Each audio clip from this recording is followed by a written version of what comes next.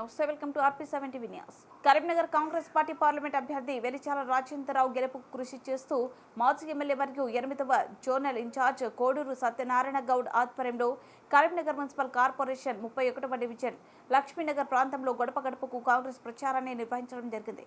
ఈ కార్యక్రమంలో కాంగ్రెస్ సీనియర్ నాయకులు 31వ డివిజన్ అధ్యక్షులు వంకల విద్యాసాగర్, పొలాసవాసు, శ్రీ రామోజు రాజేశ్వరరావు, రామ్రెడ్డి, మహిళా కాంగ్రెస్ కార్యకర్తలు తదితరులు పాల్గొన్నారు. ప్రకటించింది. కేంద్రంలో కాంగ్రెస్ పార్టీ అధికారంలోకి రాగానే ఈ పథకాన్ని అమలు చేయనున్నది. ఈ పథకం ద్వారా రైతులకు ఎన్నో ప్రయోజనాలు చేకూరనున్నాయి.